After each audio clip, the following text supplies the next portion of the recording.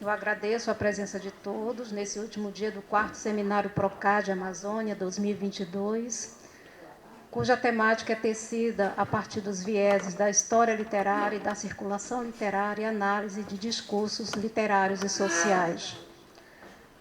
Ressalto a importância das ações desenvolvidas no percurso desse programa de parcerias, com destaque para as ofertas das disciplinas, os encontros, os eventos e, sobretudo, a produção, o diálogo e a troca de conhecimento por meio de práticas, saberes e vivências em torno da história, da circulação e dos discursos literários e sociais que tecemos durante os eventos realizados por esse programa de parceria.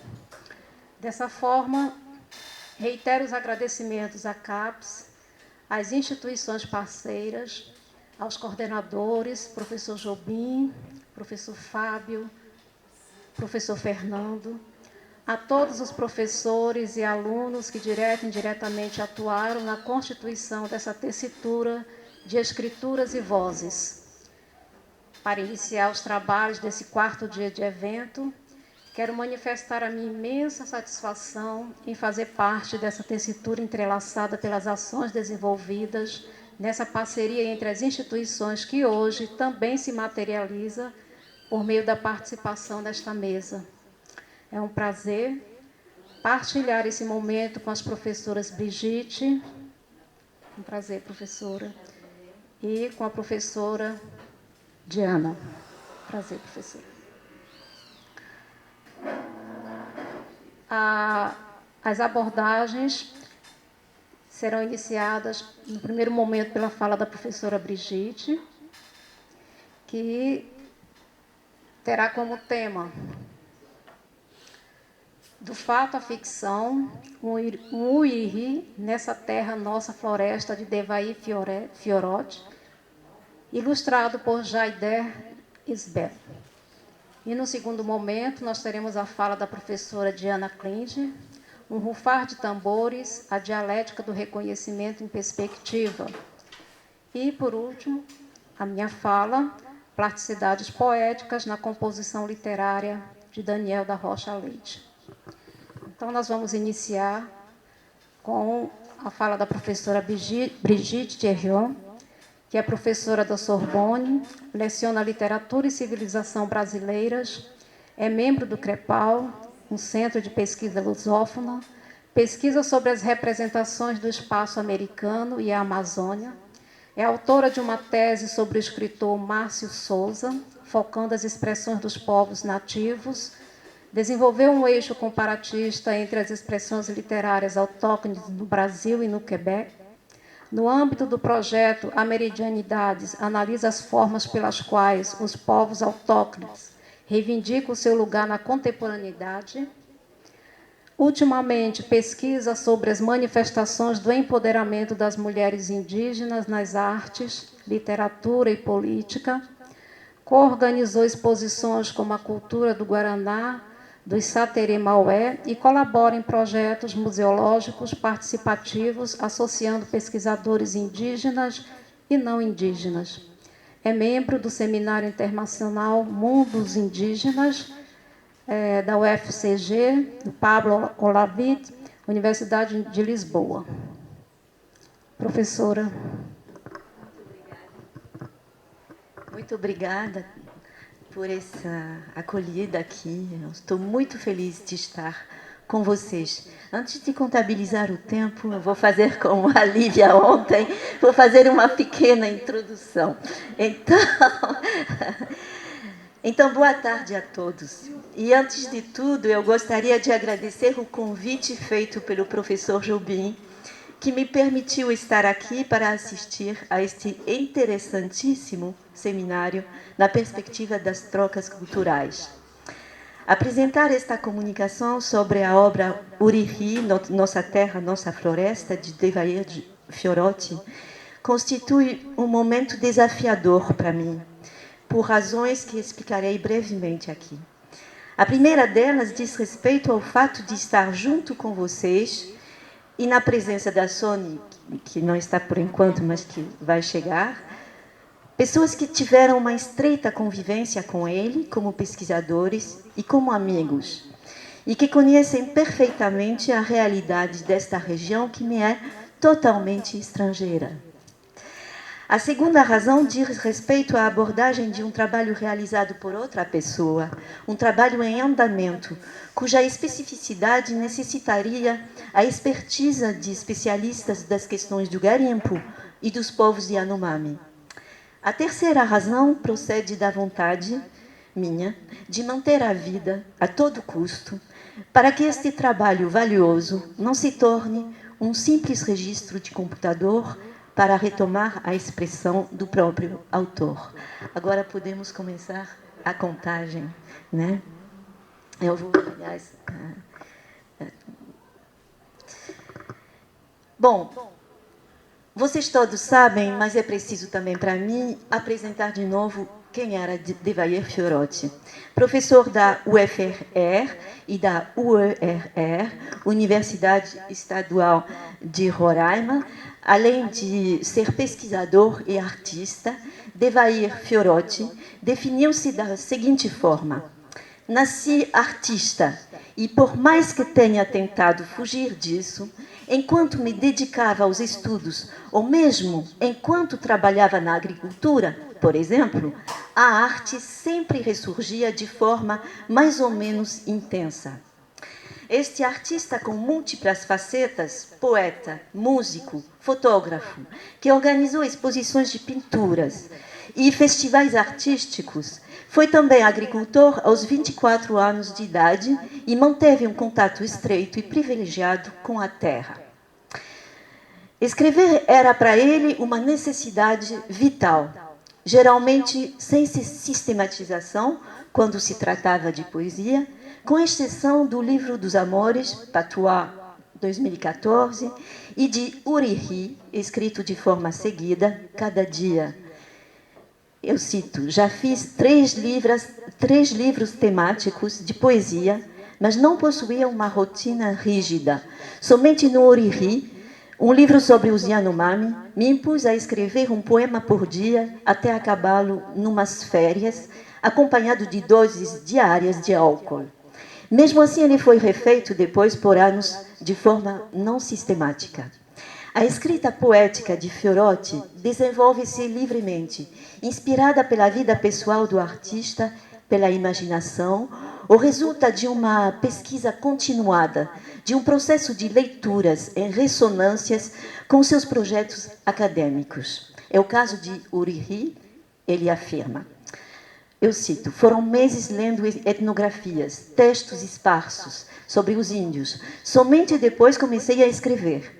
Outros livros só compilei poemas já escritos, nascidos em momentos vários, em geral de forma rápida. Frente à situação política recente, o intelectual confiava o seu desalento e a sua descrença na humanidade. Eu cito: não publico para mudar nada, perdi essa esperança. Publico por uma necessidade de escrita poética, ou melhor, talvez por pura vaidade. Para lembrar Eclesiastes, mova essas publicações poéticas, caso contrário, ficariam perdidos em arquivos digitais. A escrita desperta ali um prazer, uma sensualidade particular. Da mesma forma, reivindica uma relação intensa, vital, com a música.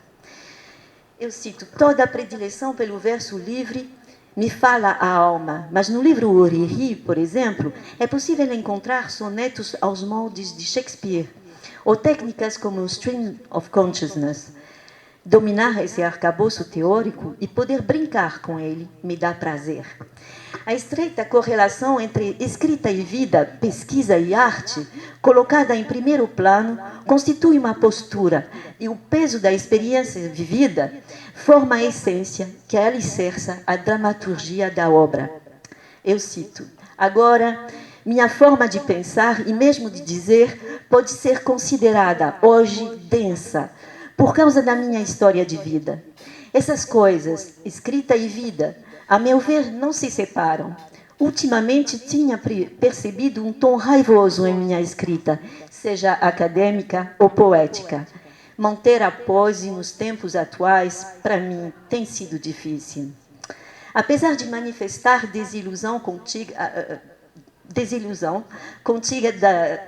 apesar da manifesta desilusão, contida nesta reflexão, o poeta permanece sonhando com uma escrita capaz de fazer pensar e evoluir a sociedade brasileira. É o que expressa com uma certa paixão. Eu cito: gostaria de lascar a cabeça de boa parte das pessoas e enfiar lá dentro o entendimento sobre a diversidade brasileira, sobre como estamos perdendo com os indígenas, por exemplo, em não registrar, valorizar e conhecer o que eles são, em como enfiar na cabeça desses estúpidos que nos rodeiam que o conhecimento e a valorização das culturas populares é um dever histórico. Fecho aspas. Inferimos destas declarações que a escrita do pesquisador seja movida por um engajamento, um comprometimento com a realidade e pela crença no poder transformador da literatura e da arte em geral. A gênese da ficção, um dever de memória. Entre outros projetos acadêmicos, Devair Fiorotti desenvolveu 2 eixos de pesquisa: Pantompiá, que significa junto da história ou ao lado da história, segundo Tamara Castro, realizado entre 2007 e 2020, consiste na coleta de narrativas orais dos povos indígenas Macuxi e prolongou-se pela colheita e transcrição de contos apresentados aqui por Soni Fersek. Devair Fiorotti detalha os vários objetivos do projeto. Esse trabalho, diz, atua em várias frentes, desde a necessidade imediata do registro à valorização cultural, o reconhecimento dessas artes como parte das artes brasileiras, até uma contribuição mais significativa, política, pelo fim do genocídio contra povos indígenas, genocídios que está em pleno andamento, como demonstram os relatórios do Conselho Indigenista Missionário CIMI, desde que começaram a ser produzidos e publicados em 96. Isto foi escrito em 2019. Um outro projeto, chamado Do Diamante ao Carvão, reúne entrevistas de garimpeiros da região do Tepequém, em Roraima, transcrita por estudantes. Estas coletas formam uma parte inédita do trabalho do pesquisador, realizado entre os anos 2007 e 2014. O material a ser publicado futuramente pela editora Way. Esta documentação dialoga com a minha aproximação da obra Uriri, Nossa Terra, Nossa Floresta. Agradeço especialmente Soni Fersek, que me proporcionou generosamente o acesso a estes arquivos. A ideia da obra Uriri, segundo o relato do pesquisador, informado por Soni, ocorreu quando estava realizando as entrevistas. Um dos entrevistados contou o caso do rapto de um jovem Yanomami escravizado por um proprietário famoso da região. No entanto, com medo de possíveis represálias, o informante pediu que a gravação fosse interrompida. A narrativa, no entanto, ficou gravada na memória do pesquisador a ponto de inspirar-lhe este longo poema dramático. Segundo informa a escrita, a escrita levou anos e organizou-se em 2 etapas, então, de que eu já falei e sobre as quais não vou voltar, mas o recurso ao álcool, de que eu falei no início, mencionado durante a escrita do primeiro período, revela a dificuldade do processo de escrita e a necessidade de superar obstáculos que podem ter sido de ordem psicológica ou de ordem formal. Uma realidade nua e crua. Aquilo problematiza de forma aguda o choque entre a realidade sem filtro, contida nos depoimentos dos garimpeiros, recolhidos no âmbito da pesquisa do Diamante ao Carvão, e a sublimação estética que forja a obra poética. Vou passar a contextualização que eu acho que vocês todos conhecem e que eu era a única a desconhecer sobre a mineração lá nessa parte da Amazônia. De todo jeito, não vai dar tempo, senão. Então, decidi cortar. Então, iniciada em meados do século XX, a mineração constitui uma virada exploratória irreversível. Viveiros de Castro faz uma crítica ferina da situação atual do país. Eu cito: o Brasil, isso é Uriri, o território de Uriri, e isso é a citação. O Brasil, na imagem tão bela e melancólica de Oswald de Andrade, já foi, eu cito Oswald, uma república federativa cheia de árvores e gente dizendo adeus.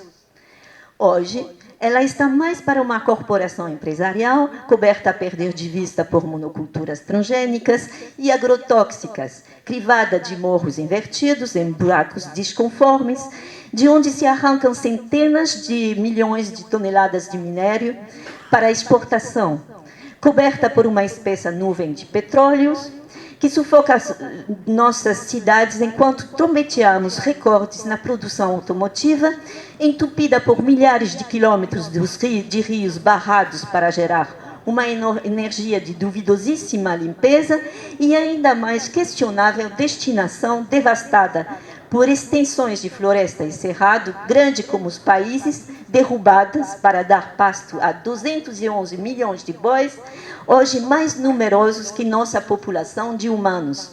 Enquanto isso, a gente continua dizendo adeus às árvores, adeus a elas e à República, pelo menos em seu sentido original, de res pública, de coisa e coisa do povo, ou causa do povo. É a introdução da Queda do Céu, traduzida por Beatriz Perrone Moisés. As potencialidades em mineração da Amazônia, reveladas a partir de 73 com o projeto Radam, ultrapassam todas as expectativas. Em 82, as mais importantes jazidas de cassiteritas do mundo são descobertas em São Gabriel e nas bacias do rio Mapuera, no Pará, Roraima e Amazonas, gerando intensos fluxos, como o diz Silvano Sabatini em seu livro Massacre, que invadem os territórios indígenas. A construção de estradas e autopistas altera profundamente a paisagem e o relacionamento com os povos indígenas isolados ou vivendo em estado de afastamento relativo e voluntário. Assim acontece com as terras indígenas ocupadas tradicionalmente pelos Waimiri Atroari, vítimas de uma maquinação, conforme relata o padre Sabatini. O mesmo acontece em Roraima, afetando os povos Yanomami e Makuxi. Uriri, história de uma desterritorialização. É nesse contexto de nova frente de exploração das riquezas naturais que se insere Uriri, nossa terra, nossa floresta.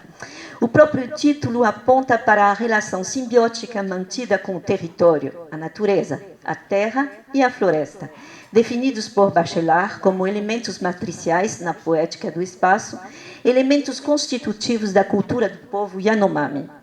Uriri é uma longa composição poética, dividida em 44 poemas. A escrita em primeira pessoa traz uma voz coletiva, nós, os seres humanos, Yanomami, e uma voz interior, singular, a de um indivíduo solitário, desterrado e errante. A passagem do coletivo para o singular figura o processo de apagamento a que está submetido o ser humano, subitamente reduzido ao nada depois da invasão do seu território pelos garimpeiros. A voz coletiva se autodenomina como os seres humanos, o que infere a existência de ao menos uma outra categoria, a dos não humanos. Esses outros, não civilizados, bárbaros e selvagens, designam os seres maléficos que trouxeram a desgraça e a morte. A perspectiva excluída pelo poeta Devair Fiorotti inverte a relação do bárbaro, e do civilizado.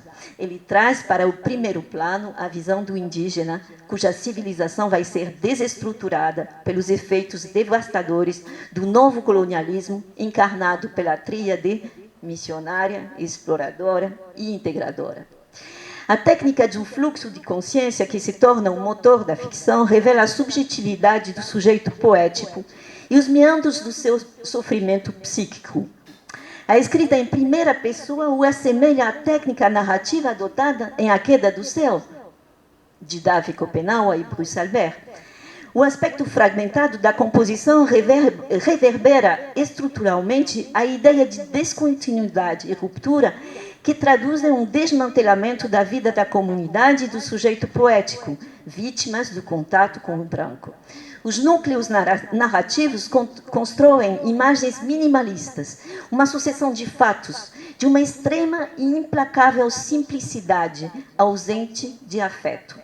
Eles sintetizam com uma rara intensidade o drama vivenciado, a perda, a desapropriação de tudo que constituía o universo anterior do sujeito, a sua fuga, a sua desumanização e o seu isolamento e, por fim, a sua desesperança. O exemplo nos é dado no terceiro poema que eu coloquei aqui.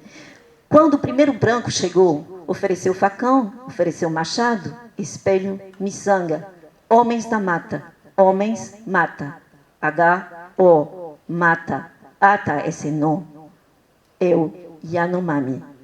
Repetições com leves variantes e jogos lexicais produzem efeitos sonoros significativos, reforçados pelos efeitos tipográficos. Eles constroem ritmicamente e visualmente a temporalidade que leva à desarticulação da comunidade e do sujeito e traduzem com agudez e intensidade a intensidade dramática e as etapas do drama, encarnado no destino deste jovem sobrevivente, roubado, escravizado e depois abandonado por um garimpeiro. A reiteração do verso, quando os brancos chegaram, marca a entrada na história caracterizada pelas fases de pacificação, sedução por meio de presentes, sujeição a bens de consumo e as tecnologias desconhecidas, os utensílios de aço e o arame, que cerceia e trava o sorriso. O último lance será a morte oferecida como presente. As reiterações salientam mudanças sutis, porém profundas, figurando a destruição, a fuga, a solidão, percebida num primeiro tempo como um refúgio, mas que condena a uma morte simbólica na medida em que o sujeito é amputado da essência coletiva que fazia dele um ser humano, inserido dentro de uma rede de parentesco e de afetos, um espelho no qual ele refletia a sua existência dentro do olhar do outro, possibilitando a sua comunicação com todos os seres do seu universo material e simbólico. Imagens sintéticas de grande porte simbólico restituem as etapas de um processo de desapropriação cultural e de sujeição como objeto sexual, que o levam a introjetar a ideia de sua inferioridade e de sua invisibilidade, traduzida no apagamento progressivo de sua voz e a diluição do seu corpo. Ao lado de unidades lapidares, a composição híbrida alterna poemas de forma mais convencional, quadras com versos de 10 a 12 sílabas, parcialmente rimadas, que introduzem um espaço amplo onde vaza a subjetividade do sujeito poético. Os poemas operam a transposição lírica de um processo pormenorizado em depoimentos, como o relatório do massacre do Achimu, publicado por Bruce Albert em 3 de outubro de 1993, ou as testemunhas recolhidas pelo padre Silvano Sabatini no livro Massacre, que narram as violências cometidas pelo exército contra os Waimeri Atroari nos anos 60 e 70, ou então as falas de David Kopenawa, que eu vou citar aqui. Eu não li, mas é para ver também o universo, né? Esta terra nunca foi vazia. Não está. Então eu vou deixar. Esta terra nunca foi vazia no passado e não está vazia agora. Muito antes de os brancos chegarem, nossos ancestrais e os de todos os habitantes da floresta já viviam aqui.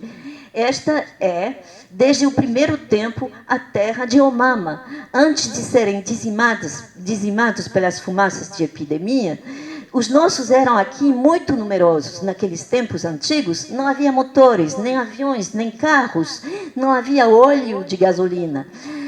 Os homens e a floresta e o céu ainda não estavam doentes de todas essas coisas. Davi Kopenawa.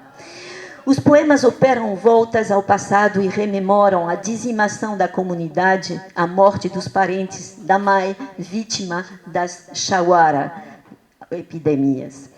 Embora incapaz de resistência e dependente do seu carcereiro, o sujeito poético demonstra... não sei se é essa... Eu acho que fiz uma mistura. Bom, vamos deixar. Embora incapaz, então, de resistência, o sujeito poético demonstra a permanência de um espírito crítico e salienta a ironia cruel da situação que transforma o responsável da sua desgraça em seu benfeitor. Inimigos trouxeram o mal, abraçados em suas costas, em suas roupas, em suas falas. Trouxeram a cura porque criaram fantasmas. A desolação impacta todos os seres, animais, plantas, pedras, pertencentes ao mesmo microcosmo, e instaura um silêncio que reverbera a solidão ontológica do sujeito poético. A condição de fantasma põe em perigo a sua vida na ausência do pajé que poderia tratá-lo. Ele vivencia uma dissociação entre o seu ser carnal e o seu duplo animal, simbolizando não apenas a sua vulnerabilidade física, como também a vulnerabilidade psíquica que o expõe aos espíritos maléficos.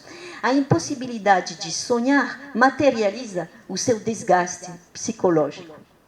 Ele se torna um sujeito passivo de um corpo que não lhe obedece mais e foge do seu envelope, criando um processo de estranhamento. A impressão, durante a sua fuga, de se sentir despido diante do olhar de uma flor, salienta a ruptura da harmonia que o ligava aos outros seres que formavam o seu universo. A obra ilustra a perda de identidade, a aniquilação do indivíduo provocada pela ausência do olhar alheio. Após o seu abandono e a sua deriva na selva à procura de uma casa, desperta uma esperança de integrar uma família, reintegrar o clã dos seres humanos. O mundo do Chabono, a grande casa comunitária, é o paraíso perdido, o lar acolhedor de Bachelard, que por metonímia se torna doente das consequências do contato. Este território antes habitado e habitável, o Heimat, segundo o conceito de Heidegger, lugar protetor e identitário, é agora apenas um local, um lugar impessoal, além do mais mortífero, onde subsistem apenas vestígios sob a forma de cinzas de uma vida de um povo extinto. Já não havia por que ficar, já não havia para quem olhar, já não havia quem encontrar. Já não havia meu reflexo, seus olhos. O mundo dos Yanomami, como descreve o xamã Davi Kopenawa, é um mundo intensamente espiritual. O poema incorpora essa dimensão no relacionamento do personagem com os entes invisíveis, na percepção do seu duplo ou na visão de restos de espíritos espalhados no chão, inquietos ou derrotados, espelhando a sua própria desorientação e a confusão que o acometem, relegando-o entre dois mundos. A descrição do ritual da morte reveste uma importância capital. Ela é vivida como a integração a um outro espaço-tempo, uma transmissão realizada pela ingestão das cinzas do defunto pela comunidade reunida, que perpetua desta forma o ciclo da vida. A impossibilidade de cumprir o ritual o condena à eterna condição de espectro. Os versos de Devair Fiorotti restituem com uma sensibilidade aguçada a desesperança do jovem Yanomami que procura refugiar-se dentro da morte para acabar com seus sofrimentos. A dimensão metafísica, ontológica e existencial da obra, que ecoa a psique do personagem, as suas dúvidas na estilização das imagens que voltam com um mote sob as mãos à cabeça. Espero que eu encontre. sob as mãos, a cabeça, ilustrada aqui por Geider Esbel, traduz visualmente a dor, as dúvidas, a desesperança do sujeito poético e restitui a dignidade de povos injustamente desprezados e afetados de colocações negativas. A confrontação com os depoimentos dos seringueiros revela um movimento inverso. Ao passo que os Yanomami sofrem um processo de desterritorialização, os garimpeiros, eles, na qualidade de invasores, procuram criar um novo espaço de socialização, conquistando territórios. Vai ser breve, né? Desculpe. A leitura das entrevistas realizadas por Devair dentro do projeto Do Diamante ao Carvão desvenda aspectos da vida e da história ligadas à atividade mineradora, graças ao depoimento de garimpeiros aposentados que chegaram a partir dos anos 50 e cuja atividade estendeu-se até os anos 90 no Igarapé do Sobral, na Serra do Tepequém e em diversos lugares no Pará, no norte do Amazonas. Estes testemunhos podem ser chamados também de vozes esquecidas e subalternizadas. O lugar era voltado essencialmente para a extração dos diamantes. Até os anos 80 foi explorado por aventureiros vindos de todo o Brasil, e em particular de imigrantes pobres, oriundos do Nordeste, que vieram sozinhos ou em família, e mantiveram uma atividade artesanal de impacto limitado sobre o meio ambiente.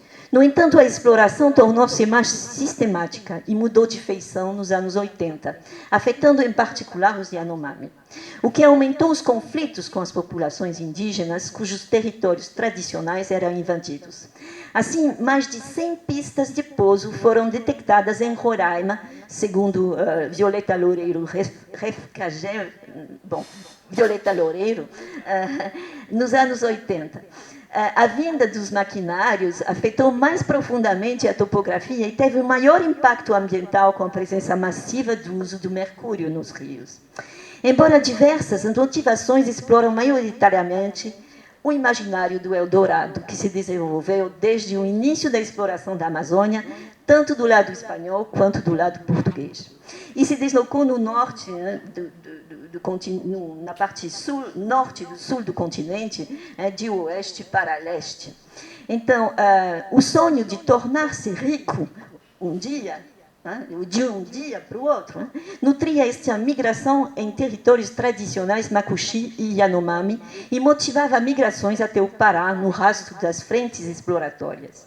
Muitos alegam razões familiares, como afastar-se de uma família ou de uma ordem social impositivas. Em maioria masculina, a prática do garimpo teve outros impactos, como a presença de casas de prostituição, de bares e de negócios ligados à compra e venda de ouro e pedras preciosas, assim como a presença de uma violência latente. Poucas mulheres exerceram esta atividade. No entanto, entre os depoimentos, encontramos uma delas, que não deixa de ser um caso atípico. Movida pela curiosidade, Gemile Fonheta abandonou os estudos de filosofia, ela estava no 10º ano de estudos de filosofia, uma coisa notável, no sul do país, para vir conhecer a região onde ela se fixou e tornou-se garimpeira também. Nota-se a impossibilidade para muitos deles de voltar a uma outra vida mais convencional e de reatar laços familiares distendidos depois de uma longa ausência. Um dado pode parecer contraditório neste contexto, mas a maioria deles não dispõe de recursos suficientes para viver ou empreender uma viagem no sul do país. Pois o sistema comparável ao aviamento em uso na exploração da seringa e a propagação a gastar tudo em bebidas, festas, mulheres, contribuiu a manter a precariedade financeira do garimpeiro e seu caráter aventureiro. A sensação de liberdade frequentemente expressa justifica a permanência da região depois da aposentadoria. Devo confessar que a leitura de alguns depoimentos constituiu, para mim, um choque quase insuperável com a realidade crua e nua exposta nessas entrevistas. Lembrei-me da célebre frase de Gaspar Barleus: retomada por Sérgio Buarque de Holanda em Raízes do Brasil, segundo a qual não existe pecado ao sul do Equador, e que o holandês comentou dizendo como se a linha que divide o mundo em dois hemisférios também separasse a virtude do vício. Aliás, Macunaíma, ele conforma-se a este costume quando deixa a sua consciência pendurada na ilha de Marapatá antes de cumprir a sua viagem no Brasil. O testemunho de Arnold Luiz Guerreiro, outro garimpeiro, permite compreender o que sofreram os indígenas no convívio de certos garimpeiros, que não os consideravam como seres humanos e os caçavam como animais. O relato dos crimes que ele presenciou demonstra o grau de ignorância e de perversidade de alguns deles e o hábito de exercer uma justiça sumária na ausência total de presença do Estado. O sonho de riqueza que não passa de uma ilusão os habita obviamente, embora pouquíssimos consigam alcançar este objetivo. Na cidade de Boa Vista, segundo Sony Fersek, eles gozam até hoje de um capital de simpatia e são vistos como os heróis de uma aventura desbravadora, por ter sido a principal atividade da região durante muito tempo. Estes documentos trazem uma visão diferenciada e crítica. No entanto, e é isso o paradoxo, eles contribuem também a humanizar homens e mulheres humildes que, ao contrário dos ricos negociantes, foram os braços e as vítimas desta exploração. Ao passo que os indígenas sofreram e sofrem o processo de despossessão nas novas frentes de explorações que os exclui como párias da sociedade e visa a sua eliminação, os garimpeiros criaram uma identidade e um espaço social que os leva a se sedentarizar e a criar um novo espaço habitável. Em conclusão, a aproximação dos dois universos, ficcional e testemunhal, faz dialogar duas apreensões diferenciadas da realidade. A ficção permite a abordagem da realidade traumática graças à sublimação da estética, que permite a tradução sensível do indizível. O poeta Devair Fiorotti, como o Honorato de Raul Bopp, introduziu-se na pele da serpente para ver o mundo com seus olhos, numa perfeita simbiose. Nesta incorporação do próprio sujeito oprimido, ele encontrou palavras capazes de comunicar o seu drama.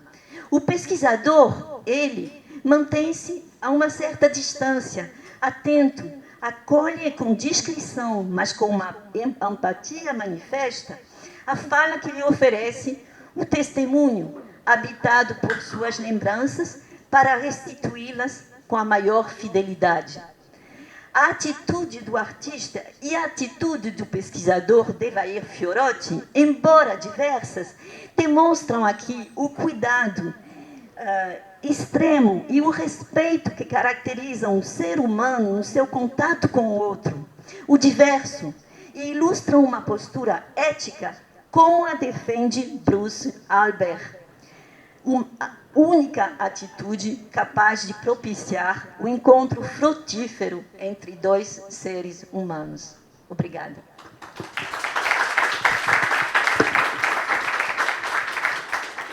Obrigada, professora Brigitte, obrigada e parabéns, um pouquinho mais, uma bela fala para onde convergem o ficcional e o testemunhal, numa perspectiva também crítica, analítica, né, sobre a situação do indígena nos espaços da Amazônia. Parabéns. Bom, dando continuidade, teremos agora a fala da professora Diana Klinge. Uma breve apresentação, professora. A professora Diana é professora associada de Teoria Literária da Universidade Federal Fluminense, é bolsista de Produtividade em Pesquisa do CNPq e foi jovem cientista da FAPERJ entre 2015 e 2018. É graduada em Letras pela Universidade de Buenos Aires, onde lecionou Literatura Brasileira e doutora em Literatura Comparada pela Universidade do Estado do Rio de Janeiro. Ela fez pós-doutorado no Programa Avançado de Cultura Contemporânea na Universidade Federal do Rio de Janeiro e, desde 2009, coordena, junto com a professora Célia Pedrosa, o grupo de pesquisa Pensamento Teórico Crítico sobre o Contemporâneo. Foi, durante 12 anos, editora da revista Binacional e curadora da coleção Gândula, de poesia brasileira, traduzida e publicada na Argentina. Professora, com você a palavra. Obrigada, Maria de Fátima.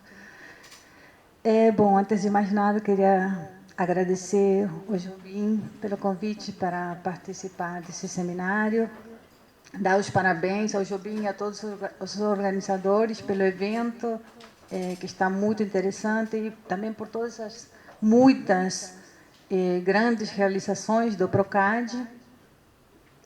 Dizer que é um prazer também compartilhar a mesa com a Maria de Fátima e ter ouvido a professora Brigitte, essa fala fascinante. Vou rever depois no YouTube, fiquei encantada mesmo. Bom, eu passei muito tempo cortando meu texto, espero poder respeitar o tempo, acho que sim,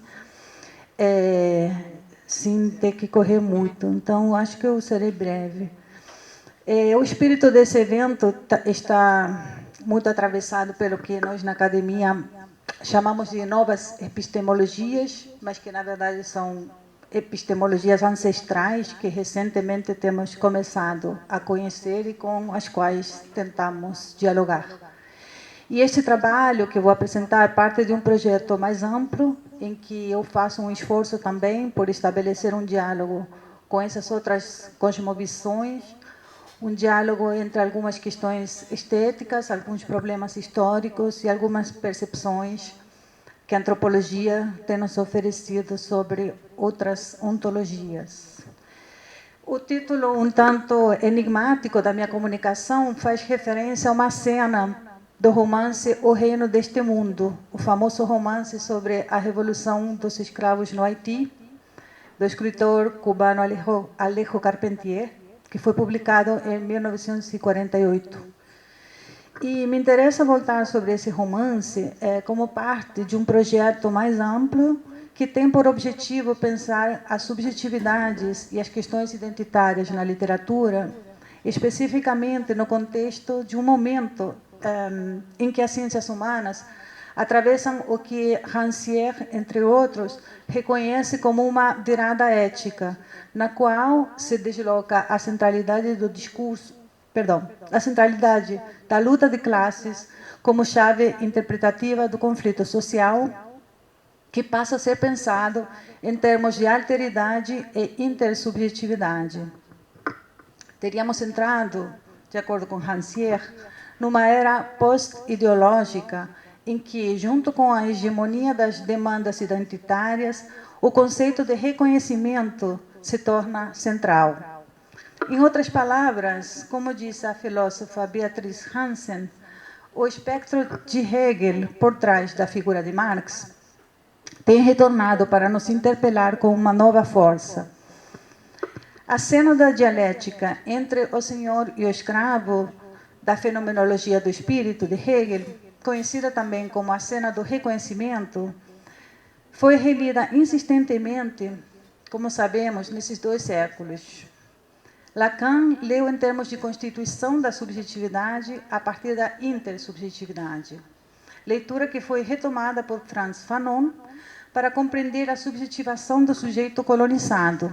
E, mais recentemente, essa dialética tem sido rediscutida por muitos teóricos de um amplo espectro de posições, entre as quais destaco a Judith Butler, o Axel Honneth, a própria Beatriz Hansen, que acabei de mencionar, e a que me interessa especialmente neste momento, que é a filósofa americana Susan Buck-Morss. Num belíssimo livro, Hegel e o Haiti, Buck-Morss demonstra, a partir de um minucioso trabalho de arquivos, que, ao pensar nessa dialética, Hegel não se baseou na tradição bíblica ou filosófica, mas nas notícias que ele lia sobre a Revolução Haitiana. Hegel se distancia-se de outros pensadores iluministas e liberais, os pais ideólogos da Revolução Francesa, como Rousseau, também do Hobbes e do Locke, para os quais a liberdade encontrar-se com a escravidão era considerada o estado natural do homem e seu direito inalienável. Porém, esses pensadores se calaram de forma quase absoluta a respeito do Código Negro, o Code Noir, aplicado pela França nas colônias. Não foi diferente na Inglaterra, em que a Revolução Cromwelliana contra a monarquia e o privilégio feudal fazia uso da metáfora bíblica da escravidão do povo de Israel, mas aceitava a escravidão nas colônias como parte inalienável da lógica do poder, em palavras de Hobbes. A liberdade britânica significava a proteção da propriedade privada, incluindo aí a posse de escravos. Buckmores lembra que Locke, inclusive, era acionista da Real Companhia Africana, envolvida na política colonial norte-americana. Ou seja, que podemos dizer, parafraseando Roberto Schwartz, que as ideias já nascem fora de lugar, porque a exploração de milhares de trabalhadores escravos nas colônias era aceita com naturalidade pelos próprios pensadores liberais na Europa. Na contramão, argumenta Susan Buckmores, Hegel inaugura como metáfora central de seu trabalho não a escravidão oposta a algum estado mítico de natureza, como Hobbes ou Rousseau tinham feito antes, trazendo para dentro de seu texto, mas o senhor e o escravo trazendo para dentro do seu texto a realidade presente histórica que o circundava como uma tinta invisível, diz a Susan Buckmores. O romance de Carpentier talvez seja também uma forma de dialogar com essa releitura de Hegel do ponto de vista da América Latina, para refletir sobre a circulação e a problematização dos discursos em torno da escravidão. Voltar a ele hoje implica relembrar a Revolução Haitiana, que sequer é mencionada no ensino escolar. Relembrar que a Revolução Haitiana, que sequer é mencionada no ensino escolar, teve uma repercussão mundial à época igual ou até maior do que a americana e a francesa. Haiti, naquela época, Santo Domingo, foi a primeira nação americana independente, a primeira a abolir a escravidão e a ter uma constituição racialmente igualitária. A poesia romântica europeia também deu conta desse impacto. Lembremos, por exemplo, do poema de Wordsworth, dedicado e endereçado a Toussaint Louverture, que liderou a abolição da escravidão e a independência de Haiti, se solidarizando com ele quando ele estava preso na França, onde ele morreu. Podemos lembrar também dos poemas e das gravuras de William Blake sobre a escravidão e o poema de Henry Heine sobre o navio negreiro. Este último, inclusive, como sabemos, inspirou o famoso poema de Castro Alves. Carpentier entende que as forças que impulsionaram a luta dos escravos haitianos pela liberdade, luta esta que está no coração da dialética do reconhecimento, como disse, a saber, a fé vinda da religião voodoo, falam de uma história impossível de se situar na Europa. Durante sua permanência no Haiti, Carpentier diz que pisava numa terra onde milhares de homens ansiosos por liberdade acreditaram nos poderes licantrópicos de Macandal, ao ponto que essa fé coletiva produzisse um milagre no dia de sua execução. Macandal foi um grande líder revolucionário, era um sacerdote voodoo, conhecido pela sua capacidade de assumir diferentes formas animais. Então, mesmo depois de executado, ele retorna nessas outras formas animais, continuando a impulsionar a revolução dos escravos. Esse milagre do retorno do líder após a sua execução surge de uma revelação privilegiada da realidade que seria, de acordo com Carpentier, patrimônio da América Latina, onde ainda não se terminou de estabelecer um inventário de cosmogonias. No prólogo ao romance, o Carpentier escreveu um prólogo a esse romance que ficou muito conhecido, circulou muito até para além do romance. O escritor cubano, num esforço de descolonização espiritual, procura uma expressão essencialmente latino-americana e, para tanto, se afasta do surrealismo, com o qual ele tinha mantido contato estreito durante seu exílio na França, afirmando que o surrealismo, que também foi beber das fontes africanas, como sabemos, produz a magia de forma artificial, através dos sonhos e do mergulho no inconsciente, enquanto que, na América Latina, a própria realidade é sobrenatural, citando as palavras de Carpentier. Essa ideia é bastante questionável, certamente. Não posso me alongar nisso nesse momento, mas eu gostaria de apontar, por enquanto, que nesse prólogo, Carpentier aponta para uma perspectiva latino-americana e, no entanto, no romance, observamos uma fratura da perspectiva. A incrível história de Haiti aparece em O Reino deste Mundo como um pano de fundo bastante difuso. O romance, na verdade, conta a vida de Tinoel, que é uma pessoa escravizada, um escravo que trabalha na fazenda, numa fazenda de cana, ou seja, que também é uma história da plantação, uma história, ou plantation, como se diz hoje em dia, né? A história da exploração da cana, que tem a ver com boa parte da América Latina, não só com Haiti. Porém, fazendo uma reconstrução do que aparece de forma bem difusa, como disse, vemos que o romance se situa entre dois marcos temporais. Começa com a captura e o assassinato desse líder do qual eu estava falando, o Macandal, que foi capturado e queimado vivo em praça pública em 1758, passa pela abolição da escravidão, pela independência de Haiti, em 1801, quando, ou seja, logo em seguida após a Revolução Francesa, quando Louverture, que tinha lutado contra a invasão inglesa da ilha, que era de domínio francês, como sabemos, consegue expulsar os britânicos e proclama a independência da ilha. Mas, em seguida, ele é traído por Napoleão, que era seu aliado, e que envia 40.000 soldados ao mando do general Leclerc, que era casado com Paulina Bonaparte, para submeter a ilha de novo ao Império Francês. O exército consegue prender e deportar Louverture, como eu disse, ele morre na prisão na França, mas não consegue retomar o território, porque a população negra consegue retomar o poder, primeiro perdão por esse pequeno percurso pela história de Haiti, mas é necessário para se entender o romance, e vai ser muito breve. Então, a ilha consegue expulsar finalmente o exército francês, primeiro com o general Dessalines, que foi assassinado pouco depois, e depois com Henri Christophe, que foi um ex-escravizado que trabalhava como cozinheiro e que vai se autoproclamar imperador da ilha em 1807 e vai se suicidar em 1820. E esse personagem, que é o único personagem histórico que realmente aparece no romance, é uma figura que a gente diria um pouco bizarra, porque, entre outras coisas, no seu reinado vai instituir uma nobreza negra, criando títulos de duque, conde, cavalheiro, né? E manda a construir para si um castelo imenso, que é a Citadelle de La Ferrère, que ainda existe hoje. E existe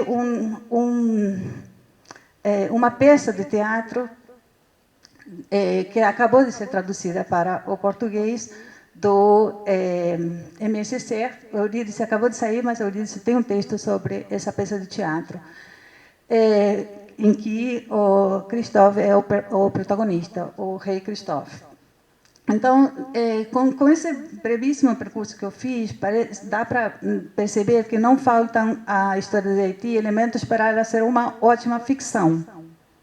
Eu vou, na verdade, focar num procedimento narrativo do romance que eu estou chamando de perspectivismo, fazendo referência ao perspectivismo na antropologia, mas com o qual ele não se identifica completamente. E consiste em permanentes mudanças de perspectiva, inclusive dentro de uma mesma frase, no romance. Por exemplo, numa das primeiras cenas do romance, que é quando Macandal é queimado vivo na praça pública, a multidão é levada para a praça para assistir à cena, e o narrador diz que os negros, cito, demonstravam uma revoltante indiferença. Acontece que, como eu tinha dito, Macandal tinha esse poder da metamorfose. Então, enquanto ele é queimado, o narrador diz: tinha sido mosca, centopeia, falena, cupim, tarântula, louva-a-Deus e até vagalume de grandes luzes verdes. E Macandal, transformado em mosquito zombador, pousaria no mesmo tricórnio do chefe das tropas para gozar do desconcerto dos brancos. Isso era o que ignoravam os amos. Por isso, haviam esbanjado tanto dinheiro em organizar aquele espetáculo inútil, que revelava sua total impotência para lutar contra o homem ungido pelos grandes loas, que são os deuses do voodoo. E depois, logo em seguida, o narrador diz que aquela noite, já com toca de dormir, o senhor, o dono da fazenda, vai comentar com a esposa como os negros eram insensíveis ao suplício de um semelhante. Obviamente, há muita ironia nessa fala, porque o leitor, nessa altura, já sabe que, na verdade, Macondo continua vivo sob uma forma animal. E a outra cena que eu gostaria de destacar, muito significativa nesse sentido, e que nos ajuda a compreender melhor este procedimento perspectivista. Ela se situa, essa cena, mais para o final do romance, em que Henri Christophe, esse rei negro, que se autoproclama rei da ilha, do qual eu estava falando, está assistindo, junto à sua esposa, a uma missa que está sendo proferida em latim. E ele não conseguia se concentrar na missa porque estava sentindo, de acordo com o narrador, um inexplicável desassossego. Aí eu vou citar um pequeno trecho do romance. Ele sentia-se rodeado de forças hostis. O povo que o havia aclamado à sua chegada estava cheio de más intenções. Ao lembrar demasiadamente das colheitas perdidas sobre uma terra fértil, por estarem os homens ocupados na construção da cidadela. Em alguma casa retirada, suspeitava, haveria sua imagem fixada com alfinetes ou pendurada de má maneira com uma faca enfiada no lugar do coração. Muito longe se elevava, às vezes, um rufar de tambores que não tocavam, provavelmente, em clamor por sua vida longa. Fim da citação. Notemos que, apesar de Christophe ser cristão e estar assistindo à missa, ele tem medo da magia voodoo. E esse medo vai crescendo até ele perder os sentidos e começar a delirar. E ele vê no seu delírio no padre que está proferindo a missa, a imagem de um arcebispo, que é um personagem histórico também, que num capítulo anterior se diz que ele tinha mandado a aprisionar vivo entre duas paredes. E é uma criança voodoo, o retorno dos mortos-vivos, e nesse momento Christophe vê a figura de Brel, desse padre que ele mandou emparedar, na figura do padre que está proferindo a missa, e ali ele cai definitivamente no delírio. Vou citar mais um trecho. Nesse momento, um raio que só ensurdeceu seus ouvidos caiu sobre a torre da igreja, rachando ao mesmo tempo todos os sinos. O rei jazia sobre o piso, paralisado, com os olhos fixos nas vigas do teto. Mas agora, com um grande salto, o espectro tinha ido sentar-se sobre uma dessas vigas, precisamente onde Christophe o visse, com braços e pernas em cruz, como que para exibir mais aberto e sangrento o brocado.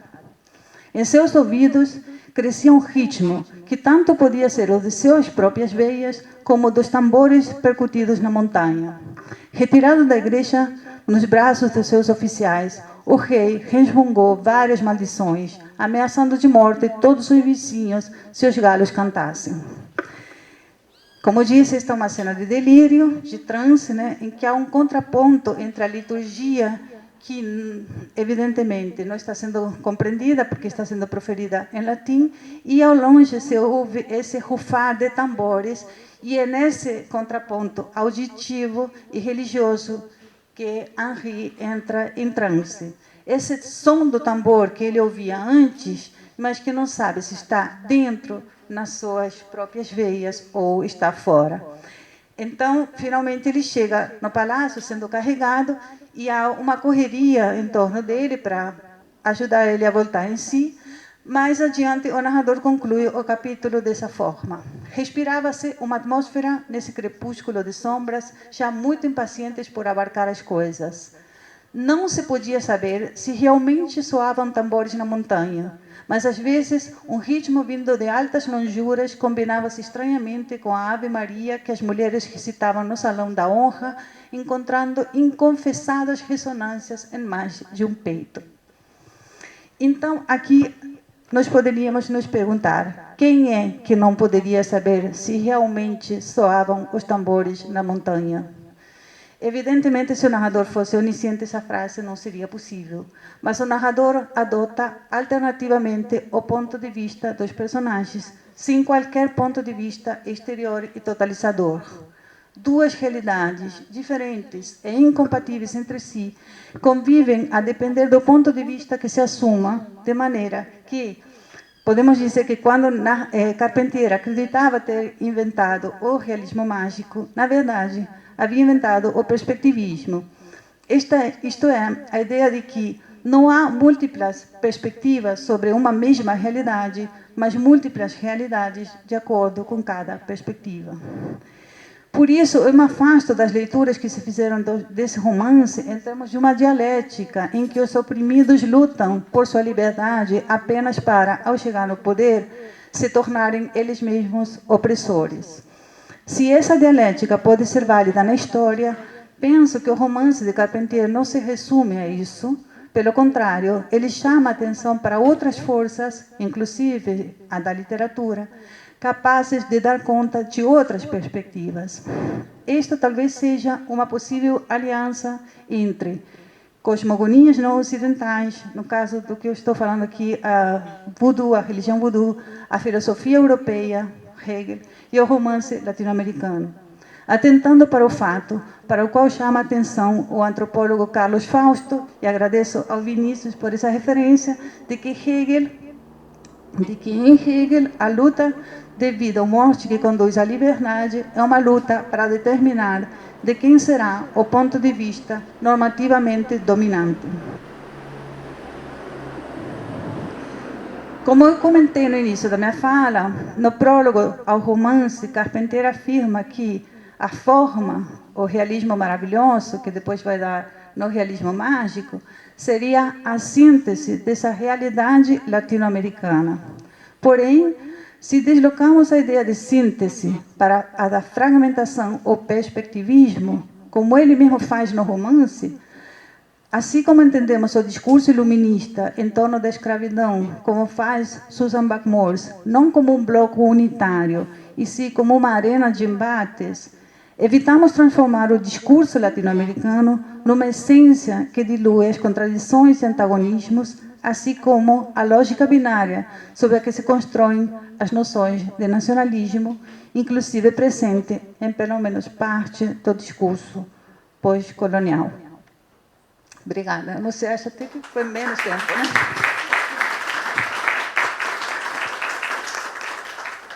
Muito obrigada, professora Diana, e parabéns pela fala. Rapidamente, nós vamos passar para a minha abordagem, no caso, a última fala dessa mesa. Isso.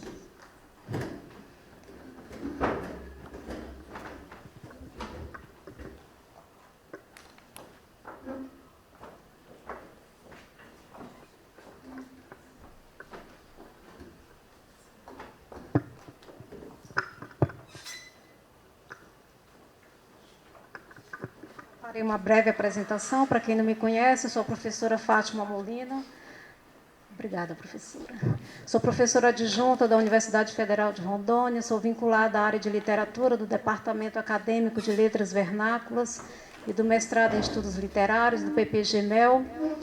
Eu fiz doutorado em Letras pela Unesp, na área de Literatura em Língua Portuguesa. Coordeno o grupo de pesquisa em letramento literário, estudos de narrativas na Amazônia. Trabalho com questões relacionadas ao ensino da literatura, letramento literário, literatura infanto-juvenil e estudos da narrativa, narratologia. A minha fala de hoje, intitulada Plasticidade Poética na Composição Literária de Daniel da Rocha Leite, faz referência à produção literária infanto-juvenil de um autor que escreve na Amazônia, no caso em Belém do Pará. Daniel da Rocha Leite é do Belém do Pará, e o meu olhar se volta para a sua produção literária infanto-juvenil. Aqui, é claro, eu vou fazer um recorte, vou apresentar algumas de suas obras, mas eu vou fazer um recorte e direcionar meu olhar para uma obra especificamente, no caso, Burburinho. Antes, apresentarei algumas obras do autor, algumas de suas publicações. Nós temos aí Casa de Farinha e Outros Mundos, Procura-se um Inventor, Menino Astronauta, Natais de um Norte, Águas, Casas, Barcos e Gentes, Contos Escolhidos, A Menina Árvore, Vindos do Mar, Burburinho, é a obra sobre a qual falarei,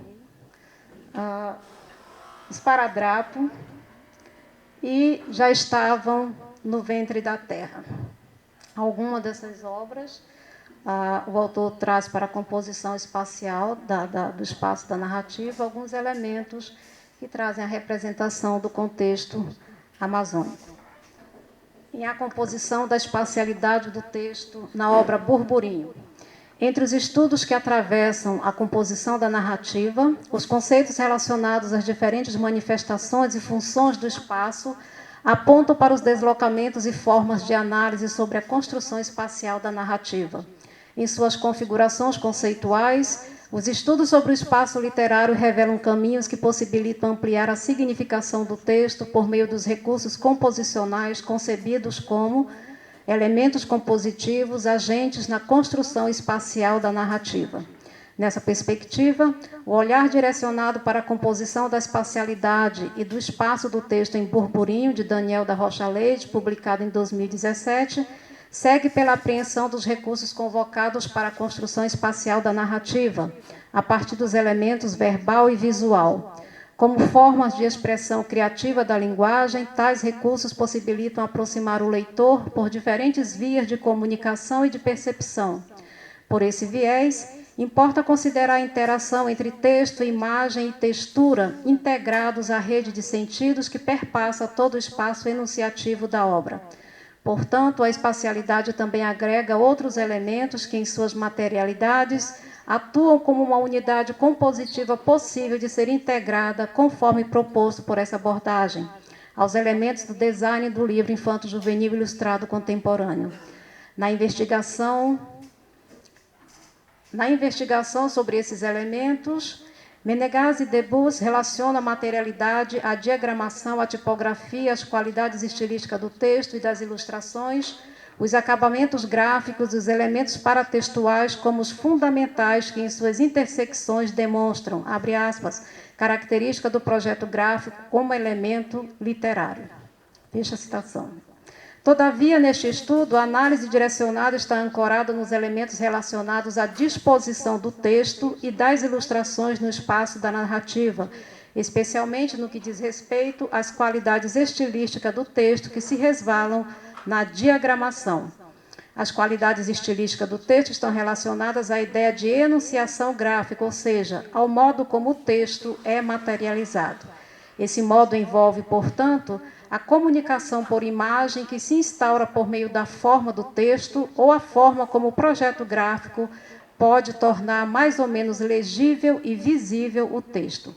Materializados no espaço da narrativa, esses modos de enunciação convergem para o diálogo entre os textos verbal e visual. No campo da percepção, a comunicação visual gerada pela textura da grafia em braille, esse é o elemento diferencial dessa obra, é que toda a narrativa ela também vem transcrita com a grafia em braille no espaço do texto. Dá visibilidade às camadas de significação abertas à apreensão do leitor em Burburinho. Em sua singularidade, esse elemento compositivo da espacialidade do texto é um modo de enunciação gráfica sensível aos sentidos da visão e do tato. Portanto, atua na significação da narrativa, no preenchimento dos espaços lacunares do texto, no contorno de um sentido de alteridade,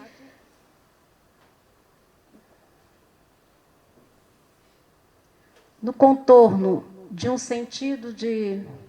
Só um momento.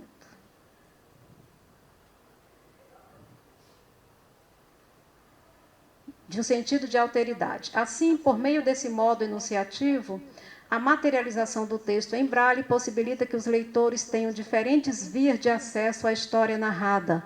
Revestidos dessa configuração, imagens, textos e textura cumpre o propósito artístico de promover a interação entre o leitor e a história da menina que lê o mundo com a ponta dos dedos, conforme revela a imagem. A intersecção dos elementos que compõem a espacialidade do texto revela diferentes perspectivas para a história contada. Embora o texto seja escrito sob o ponto de vista do narrador, o leitor consegue visualizar a cena narrada também pelo ponto de vista da menina Maria, conforme mostra a grafia pontilhada nas palavras mamífero terrestre que descrevem o rinoceronte. Na passagem, a ilustração expande os significados do texto pelas diferentes perspectivas que a narrativa se mostra ao leitor. Em seus desdobramentos, verbal e visual, estimulam diferentes olhares na construção de significados. A diagramação, portanto, interfere no processo de percepção, interação e leitura da história narrada. Sobre a diagramação entre texto e imagem, Menegas e Debus afirmam que implica diretamente nas relações de leitura de acordo com a distribuição gráfico-espacial no formato da página dupla. Essa distribuição em burburinho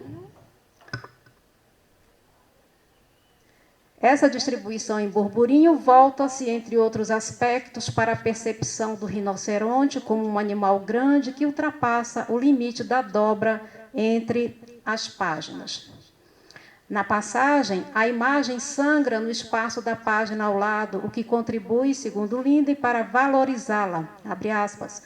O leitor passa sucessivamente da observação da imagem para a leitura do texto, cada um se desvelando em alternância. Fecha aspas. Em consonância com a proposta enunciativa da narrativa, o rinoceronte é grande, é gigante, um beliche andante, uma palavra andante, um mundo que, na imaginação de Maria, abre-se no toque dos seus dedos. Como a menina Maria, o rinoceronte tem baixa visão. Citação. Ele era ela? Ela era ele? No reconhecimento da identidade pela alteridade, o rinoceronte deixa de ser apenas uma palavra aprendida para ser uma palavra sentida no reconhecimento do eu de Maria no outro do rinoceronte. Na espacialidade do texto em burburinho, a palavra ganha movimento, assume a representação do visual, o caráter pictórico alia-se aos sentidos do verbal e do visual, que se entrelaçam na tessitura narrativa. O texto, portanto, como um elemento pictórico, é formado para se parecer visualmente com seu tema. Essa é a ligação proposta pela disposição visual das palavras no espaço da narrativa. Uma outra imagem. A forma como imagem e texto se inscreve no espaço da página dupla registra a dinâmica que envolve o discurso visual e o discurso verbal em todo o percurso da narrativa. Pelo formato visual da disposição das palavras, veiculam os efeitos da relação simbólica criada pela personagem com o beliche andante. No espaço do texto, a assimetria das palavras é portadora dos significados anunciados pelo narrador na caracterização do rinoceronte como uma palavra andante. Essa caracterização também é diretamente descrita por Joana, a amiga que traduzia as imagens para Maria na sala de aula, e associava a imagem do rinoceronte ao seu beliche em movimento andando. As palavras de Joana acendem a memória de Maria pela ponta dos dedos, conforme revela a passagem. Maria sorriu, lembrou-se do beliche da amiga. Parecia uma casa, na pele das suas mãos, no dia do aniversário de Joana, esse mundo veio escrito na memória da ponta dos dedos de Maria. No toque das mãos, sentida a palavra beliche. Havia uma escadinha, elas subiam rapidamente. Portanto, o formato visual das palavras na espacialidade do texto desvela as relações de sentido entre percepção e imaginação.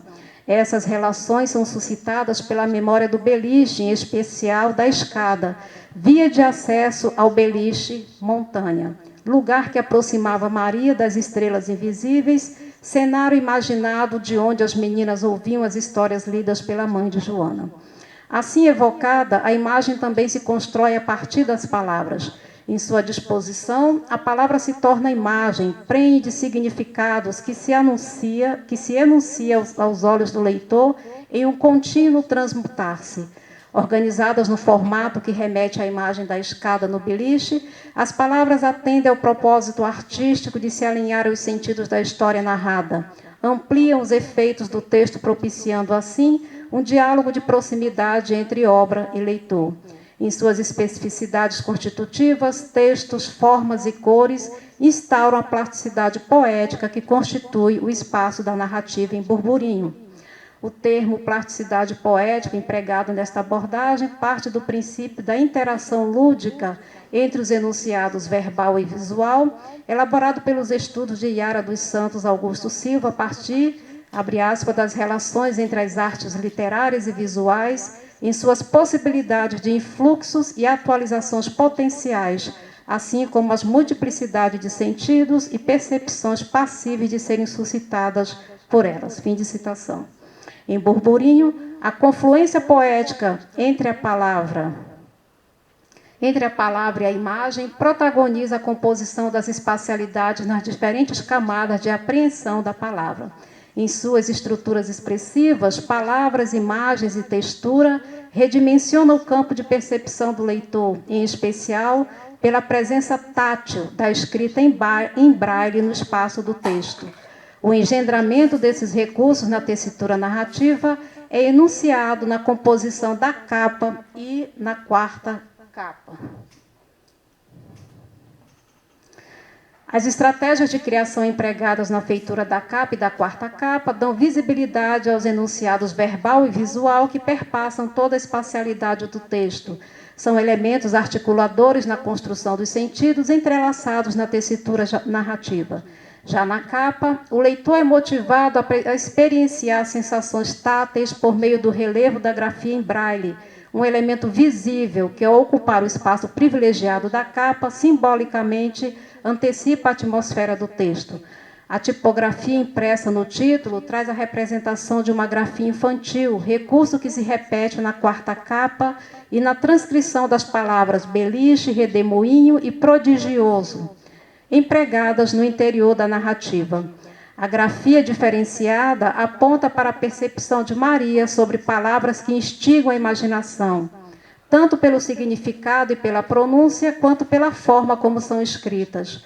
Assim, o estilo caligráfico do título alude à relação de proximidade da personagem com o universo das palavras. Sob essa configuração, a espacialidade do texto em Burburinho é marcada pela interligação dos recursos composicionais empregados no texto verbal e no imagético. Na quarta capa, o enunciado verbal, um é o outro e o outro é o um, condensa o sentido que dá contorno ao enredo, a partir do olhar de identificação que Maria projeta para o rinoceronte, animal portador de baixa visão, característica comum que os aproxima. Na representação simbólica desse sentido de identidade e alteridade, a ilustração dialoga com a narrativa, mesclando texto e imagem. A imagem do texto literário pode atuar em diferentes frentes na construção dos significados. Em Burburinho, a imagem da lupa sobreposta ao texto amplia os significados da história narrada pela representação do olhar minucioso da percepção da personagem sobre o rinoceronte. A palavra que antes era apenas um signo linguístico, ao ser tocada e imaginada por Maria, ganha formas e vidas.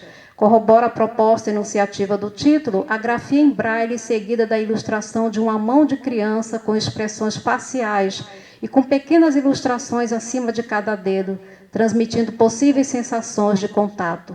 Em suas formas enunciativas, verbal e visual, relacionam-se aos efeitos gerados pelo contato da personagem com a palavra, uma possível transcrição da leitura de Maria. Portanto, tais recursos servem de liame para a construção dos sentidos que perpassam toda a narrativa a partir da palavra tocada, lida e sentida.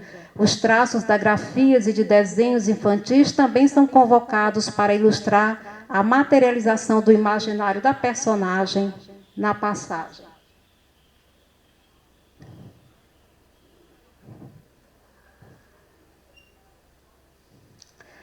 A página dupla é ocupada por um emaranhado de formas, cores e traçados, sem moldura, livremente dispostos numa composição única. Essa conjunção de traços e cores pode ser associada aos registros da imaginação criativa da personagem, livre para transformar com o toque das mãos o silêncio em palavra. Associado aos pontilhados da narrativa em braille, na espacialidade do texto, a confluência verbo-visual anuncia-se ainda como uma metalinguagem, recurso que consiste na atitude narcísica de autocontemplação que o texto faz sobre o próprio texto. Entende-se que a linguagem cria o texto, mas a metalinguagem o examina e o recria. A ideia de autocontemplação pode ser identificada na intersecção do verbal com o visual no espaço da página dupla de abertura da narrativa. Assim, estruturados, texto e imagem atendem a um propósito da narrativa, posto que organizados no mesmo espaço da página dupla, impliquem uma leitura mais dinâmica por meio dessa rápida sucessão de imagens e textos curtos. A temática da baixa visão é ludicamente entrelaçada às características do rinoceronte, animal que ganha vida pelas mãos e imaginação de Maria. A expressão estética materializada no discurso verbal e visual em Burburinho vai ao encontro do pensamento de Andrueto sobre a narrativa ficcional. Uma narrativa é uma viagem que nos remete ao território de outro ou de outros, uma maneira, então, de expandir os limites de nossa experiência, tendo acesso a um fragmento de mundo que não é o nosso. Fim de citação. A trajetória de Maria na narrativa é o caminho por onde se experiencia a percepção do visível e do indizível, pela palavra sentida, na espacialidade do texto. A busca pela apreensão da palavra também se manifesta pelo gesto de tocá-las com as pontas dos dedos e de pensar sobre como grafá-la, fazer o registro da palavra pensada e sentida. Engendrado na textura da espacialidade do texto, o pontilhado das letras é o fio que conduz a ponta dos dedos de Maria à descoberta do mundo. A mão ilustrada com os dedos sobre os pontilhados aparece como uma resposta às indagações da personagem sobre como ler, sentir e escrever a palavra burburinho que fora pronunciada pela professora na sala de aula. Nessa conjuntura da relação simbólica que envolve texto e imagem, há a sensibilidade poética do olhar da narrativa. Verbal e visual unem-se, portanto, em um processo de semiose textual. Implicitamente, as ilustrações em Burburinho são poeticamente enviesadas pela temática da narrativa que suscita um outro olhar sobre uma forma diferente de apreender e ler o mundo. Na imagem, o toque da mão sobre o tracejado também indica um caminho de descobertas a ser seguido pelos dedos que leem, sentem e tocam as palavras, descortinam o mundo na imaginação de Maria. Assim, entrelaçadas, imagem e palavras reciprocamente atuam na construção dos sentidos da narrativa. Então, essa é a minha abordagem, um recorte da minha pesquisa sobre a produção literária desse autor paraense, Daniel da Rocha Leite. Obrigada.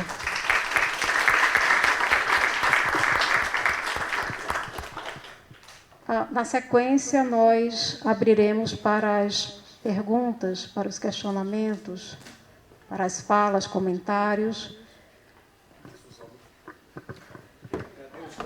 Como o estagiário não chegou a tempo, tem o substituto do estagiário aqui, para quem quiser fazer comentários. Boa tarde à mesa, é um prazer ouvi-las, foi um prazer ouvi-las. Eu gostaria de fazer, como de praxe, 3 perguntas direcionadas a cada uma de vocês. E começo pela Brigitte, que foi a primeira a falar. Bom, Brigitte, em Roraima, as tensões em torno da posse da terra possuem três grandes vertentes. Não que não haja outras, tem o sem terra, tem um monte de outros, né, grupos. Mas os três principais grupos que disputam a posse da terra são os fazendeiros, os garimpeiros e os indígenas, historicamente falando. Tá?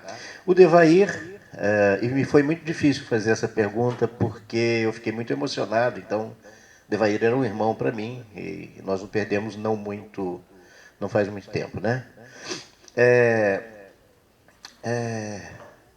O Devair aborda, em 2 projetos de pesquisa quase simultâneos, né, duas dessas vertentes, garimpeiros e indígenas, né, no Uriri. E aí eu gostaria de saber de você, na sua leitura, na leitura que você faz dele, que é uma das primeiras que é feita criticamente em relação à obra dele, né, se você vê, ou sente, ou sentiu de alguma forma a tensão entre esses grupos e como ela se realizou para você, como ela se apresentou para você. Quer dizer, o Devair tensiona esses grupos em torno, garimpeiros e indígenas, em torno da posse da terra. Como é que você vê isso? Né? Na sua leitura, se isso transparece, se isso de alguma forma veio à tona para você. Diana, também adorei ouvi-la. Eu aqui fiz uma pergunta menos de entendimento do que de compreensão propriamente do texto. Então, se eu estiver equivocado, não se preocupe. Pode dizer assim, olha, não é nada disso. Eu sou um leitor de quadrinho, né? Assim como alguns colegas aqui também são. Se as perspectivas adotadas por Carpentier são intercambiáveis, como você apresenta, entre si, e podem coexistir simultaneamente, se há uma simultaneidade delas, a ideia não te parece similar, e aí eu não sei se você conhece o conceito, mas enfim, é de quadrinho, né? Vem dos quadrinhos. A ideia de multiverso, né? Ou esse perspectivismo aponta na direção de existências únicas, em constante conflito, em disputa pela hegemonia do universo único, de um universo único, né? Ou há uma multiversidade aí, né? Isso é importante pensar. Fátima, a minha pergunta vai em relação ao título do texto que você analisa, que eu achei extremamente intrigante, porque burburinho, deixa eu voltar aqui para a internet, segundo o dicionário que eu captei aqui na internet, que eu nem sei qual é a referência, isso é um erro, tá? Alunos que estiverem ouvindo, não façam isso. Tem que ter a referência. Mas, enfim, no calor da hora, na pressa, né? É ruído indistinto e prolongado de muitas pessoas falando ao mesmo tempo, balbucio, murmurinho, balbúrdia, o B numa assembleia, segundo diz aqui, murmúrio produzido pela água que corre pelo ramalhar das árvores, etc. Então vamos para a pergunta, né? Burburinho é uma palavra que pressupõe ruídos em confusão, não é isso? Ou seja, falta de sentido ou mesmo falta de possibilidade de se entender algo pela audição, né? Ou algo similar. Então, uma perspectiva de ininteligibilidade, ou seja, de não inteligibilidade. Na nossa área, né, na literatura, os títulos de alguns autores, Machado, João Guimarães Rosa, etc., são fundamentais para o entendimento do texto, né? O que você pensa, então, em relação à interpretação desse título e por que ele é contrário à ideia de inteligibilidade ou de entendimento? Será que é uma questão de apontar uma profusão de sentidos ou de uma polissemia? O que você entendeu aí? É isso. Obrigado.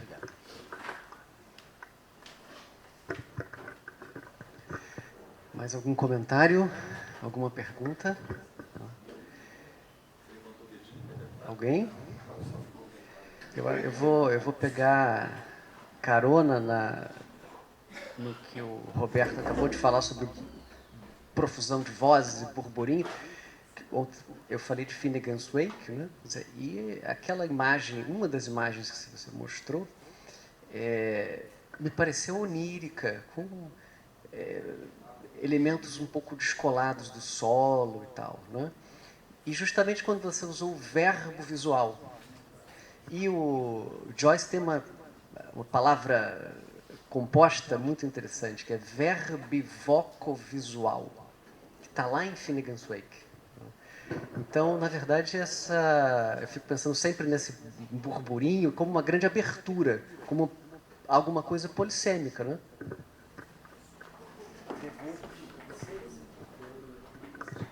Isso inicialmente foi para a professora Brigitte.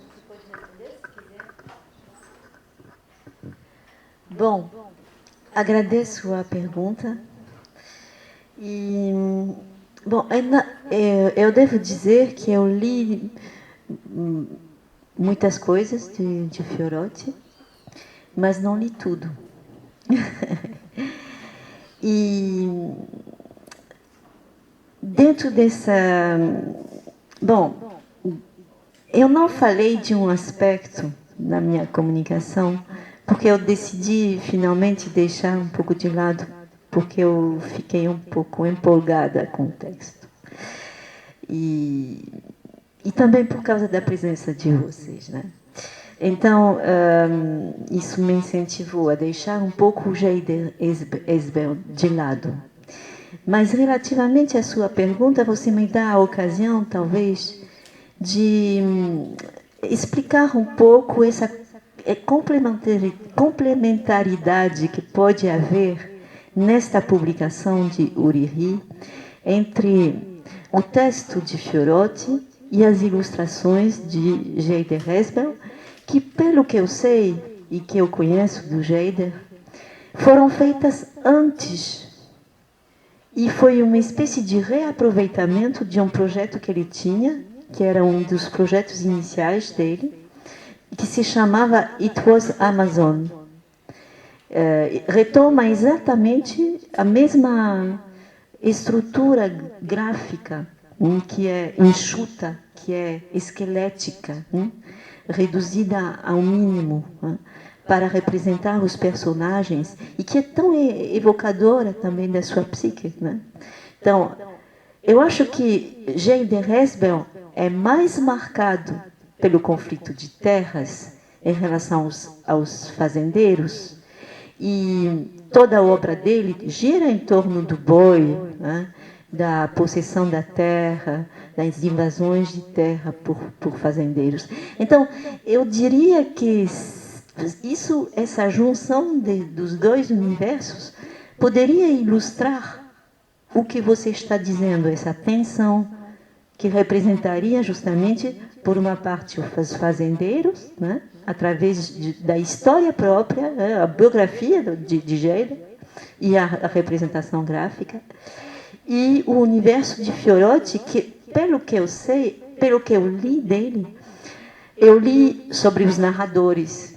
Por exemplo, eu li o relato sobre Macunaíma, sobre do Clemente Flores, né? Eu li, Sônia tinha enviado também outros textos, né? O Timbó, a história do Timbó. Eu li esses depoimentos, né? Mas eu devo dizer que eu li sobre os garimpeiros lá, mas não realmente os fazendeiros. Tem uma história que eu encontrei em dois universos, o Sabatini e ele. Uma história quase semelhante. Mas eu não posso contar para você, porque é tão horrível. E, no entanto, coloca em cena um seringueiro. Um seringueiro que vai cercear toda uma área, e uma família indígena vai tem uma criança doente, ela precisa atravessar essa área para chegar até a localidade vizinha, onde tem um médico, mas ele não pode, porque ele criou uma grande vala, cerceou o território, e a família ficou do lado e a criança morreu. Então, isso eu encontrei quase a mesma narrativa em Sabatini também. Então, são outras narrativas também que me criaram um choque tão grande que eu fiquei parada durante dias sem poder ler os testemunhos que ele colocou. Então, não sei se eu respondi, mas pelo que eu sei é isso, né? Obrigada.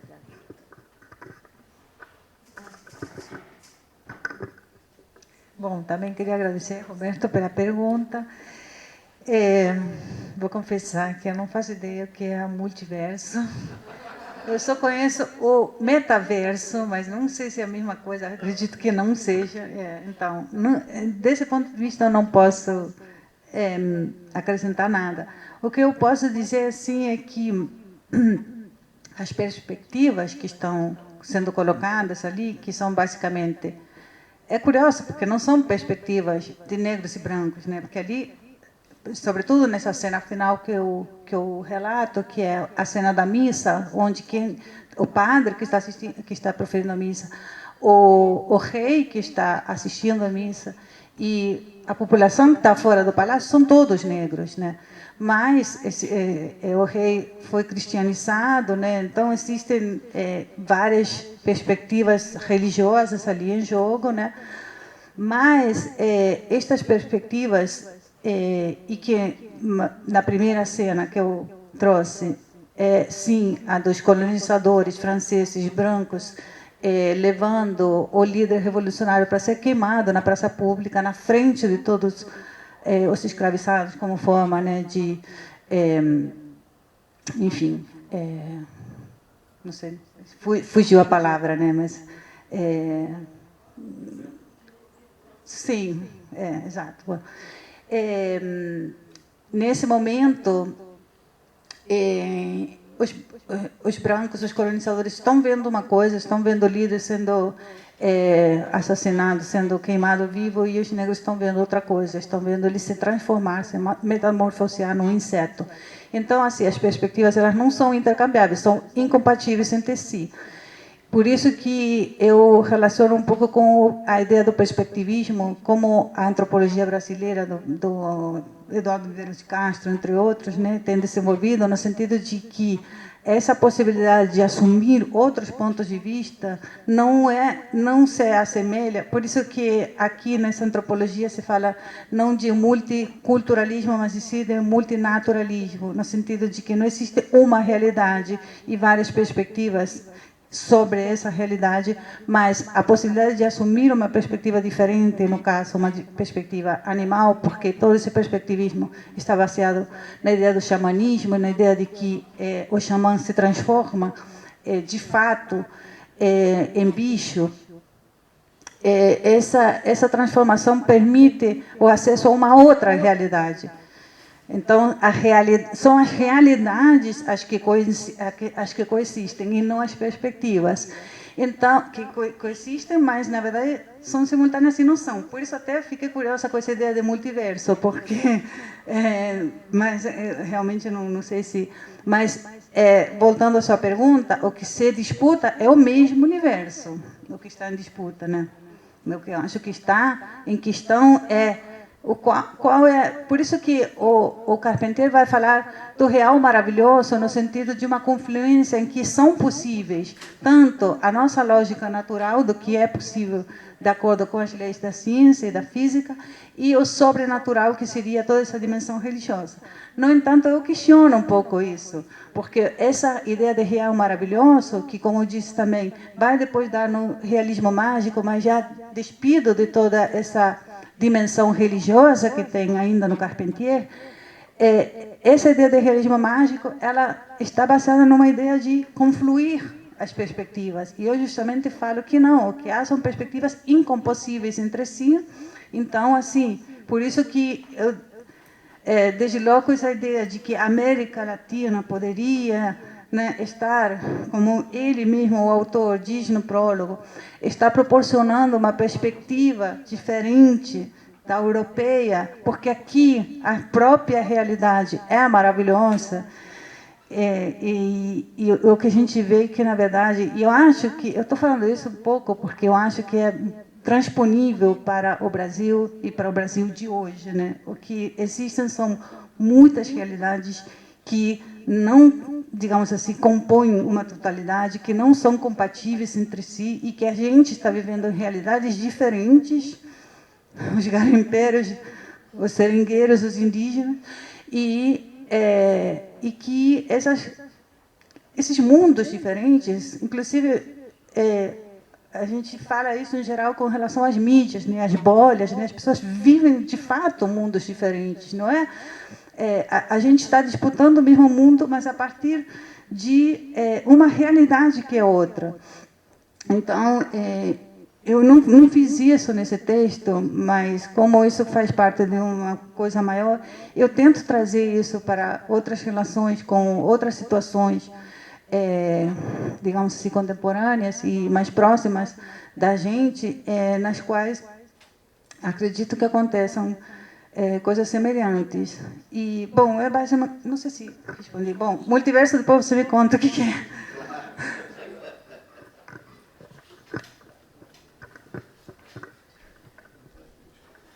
Acho que eu nem lembro mais o que tu me perguntaste. Mas eu... Não, mas eu vou tentar... Sim, ao título. Aí você falou algo sobre a inteligibilidade, né, em relação à palavra.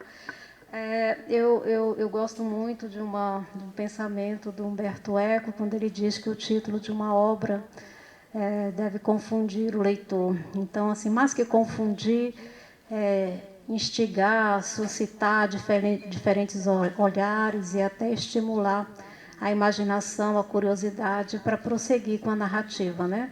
No caso, em Burburinho, o título também ele serve de liame para os efeitos os sentidos que perpassam pela narrativa e que são ressignificados pelo leitor. Nós temos no enredo uma menina que lê o mundo, que apreende o mundo com a ponta dos dedos, né? Com a leitura do Braille, pela leitura do Braille. Então, e isso acontece no espaço da sala de aula.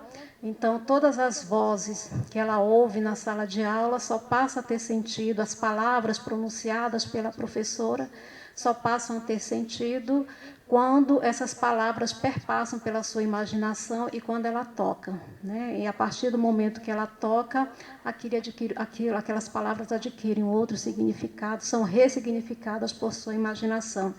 Então, para além dessa questão de inteligibilidade, eu vejo aí, como foi dito, como outras pessoas também perceberam, essa profusão de vozes e sentidos, né? E Burburinho na apreensão do mundo, por essa percepção, pelo toque que suscita a imaginação.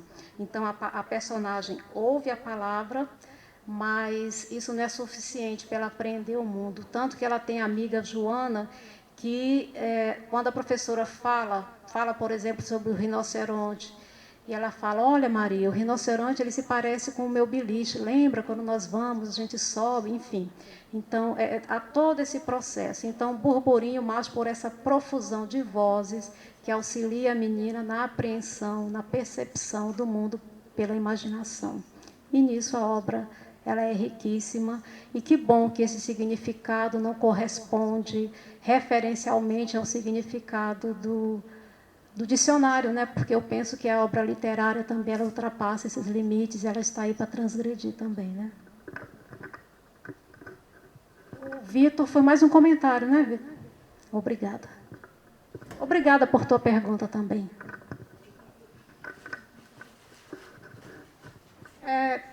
Mais alguma questão? Então, penso que nós poderemos encerrar essa mesa mais uma vez.